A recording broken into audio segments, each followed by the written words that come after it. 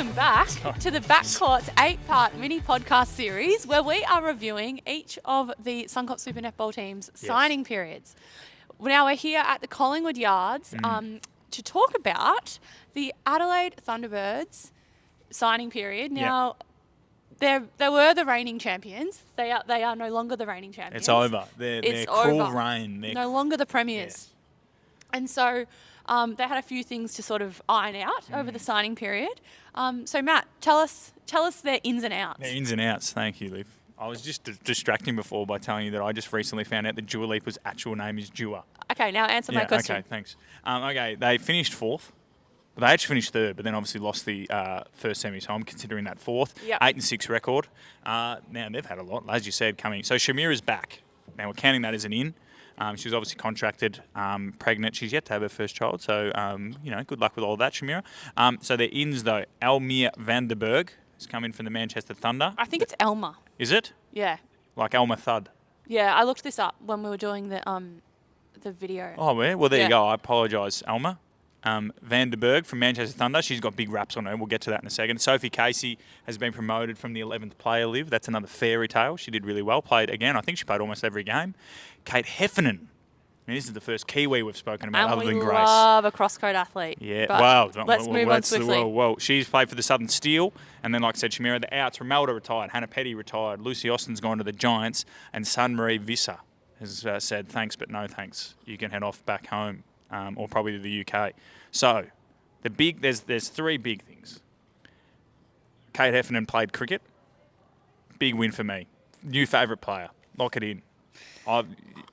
We love cross-code athletes. And she was a left-arm seamer, Liv. Now, what do you know about that? Nothing. You're a cricket Absolutely nuffy. Nothing. Left-arm seamer, just sort of nibbled them, and then thought, I've clocked cricket, I'll go play netball for New Zealand. And I'm going to be good at that too. I'm going to go play in the world's best netball Well, league. why not? And maybe in the summer, because obviously netball's winter sport. Maybe she might play, but just a bit of left-arm stuff. Maybe. The Ringwood Rams might need her. But obviously Lucy Austin turned down a deal. Which I love. Right. I love this. This is a good story out of the Thunderbirds. She'd just take over from Romelda. Yeah. And she said, nah, deuces. stuff ya. I'm off. going to the Giants. I think this will be really good for her. She's obviously really young. And she was able to secure a spot in the Australian Diamond squad off without even playing. 28 minutes, wasn't it? Oh, she was that good for the Matrix in the South Australian Premier League. Stacey Mirinkovich thought, fuck it. Which also shows that position is goal shooter. We've discussed this before on the podcast, but that being a good Australian goal shooter, there is lots of opportunity. Yes. So Lucy Austin is headed to the Giants, which I think will be really good for her. And so they've brought in Elmere Van Der Berg. And so she is the top goaler of the Super League in the UK. Many have compared her to Gretel Bueta. Really? Yes, I've seen that out there. Has she got that she's 192 centimetres, which is very tall. But then also has I think she's more notably a goal attack from what I know. But obviously she has the height to play goal shooter, which, given their list built a makeup of Frew. We didn't actually do their 10. So they've got Van Der Berg, Frew, Kayla Graham, Georgie Horjus as their goalers. Yeah. Van Der Berg's the only one over about 185. So you'd assume she'll play shooter.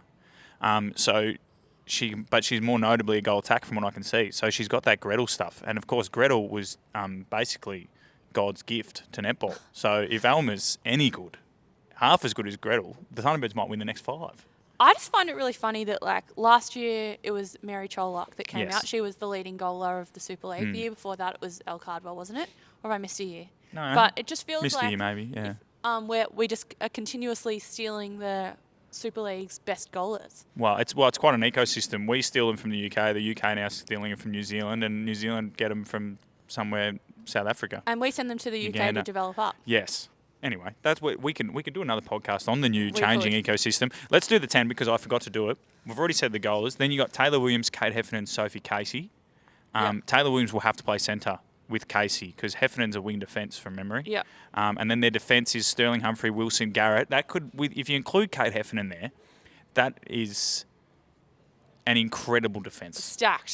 Stacked defence. Yes. I think defensively they're going to have no dramas. And I think there was a lot of question marks around without Shamira Sterling, how are they going to go, blah, blah, blah. They were still great defensively this year.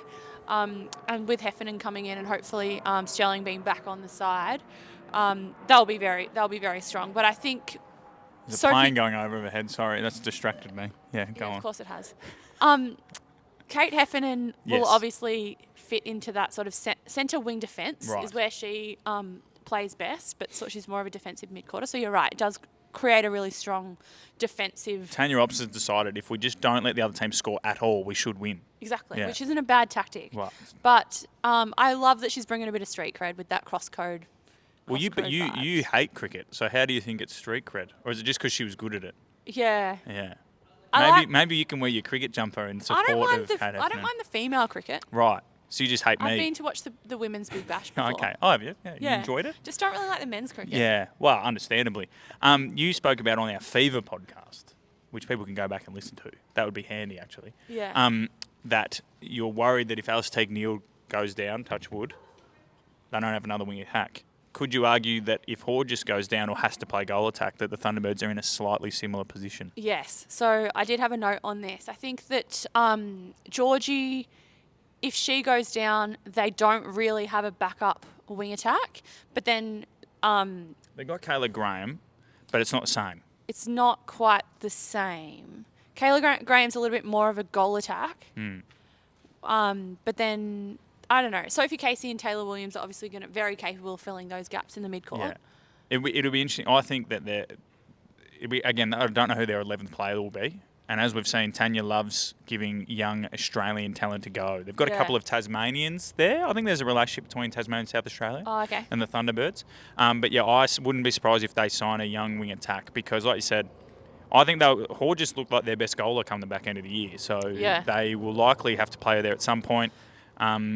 I don't think they're going to need her in goals as much, though. I love, and the good people of Adelaide love watching Georgie get unleashed into goal attack.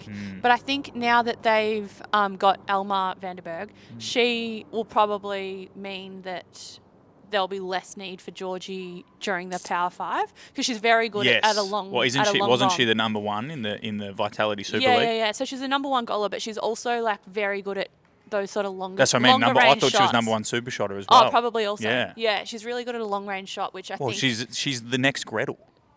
Yeah. She's the South African Gretel. Okay.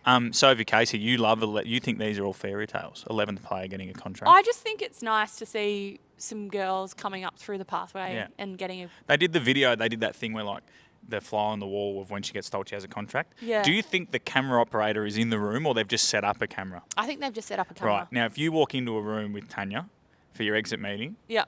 And do you see the camera? And if you see the camera, you think good or bad? I think I can be pretty blasé, so I think maybe I wouldn't even notice that the camera's there. Okay. But so you'd be perfect for this then, because you'd actually be a raw emotional thing. Because I'd walk in and I'd go, right, there's a camera there.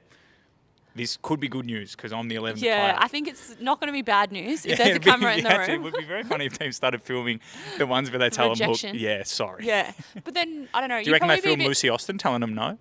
Oh, I hope so. If so, send us the tapes. Imagine if they did film it because they thought she was going to be yep, this is great, I'm up. And then she went in there and she said, oh, that would be great footage. If the Thunderbirds could release that footage, that'd be great. Yeah. Anyway, Sophie Casey, well done. I don't think any team's going to score against them. What's your signing window grades? This is everyone's favourite segment. Yeah. We haven't released these podcasts yet, but we know it's everyone's favourite. Yep. What are you giving them? I've given these guys an A.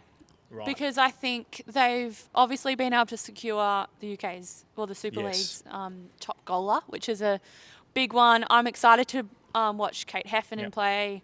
And then I love a bit of homegrown heroes with Sophie Casey. So I'm really excited to see this. And I also think that it was time for Lucy Austin to explore greener pastures. And so I think that the ins and outs are they've nailed it. Yeah, I was going to say everyone's a winner. Everyone's a winner. I'm going to go A+. This is my first A+. I don't think teams will be able to score against them. You already said they were the number one defence this year and Shamira wasn't playing. Yeah. And then they've had Kate Heffernan. Yeah.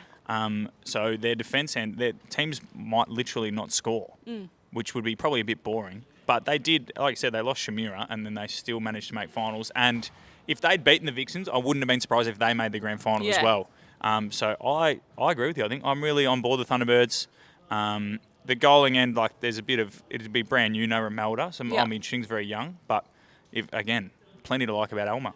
I think that goaling end is pretty young, but I think that there's experience elsewhere on the court that'll sort of provide plenty of leadership. So I think they've got a really nice balance. Lucky they didn't win it this year because they're going to win the next sort of 3 or 4. Yeah, I think they're looking pretty good. Adelaide domination. All right, well, that's been the Thunderbirds. Now we're finally going to get into some teams that needed to rebuild. So we're going to be back in a couple, well, I don't know how long it'll be. But when you're listening to us next, we'll be talking about the Sunshine Coast Lightning, who did another big signing window stuff.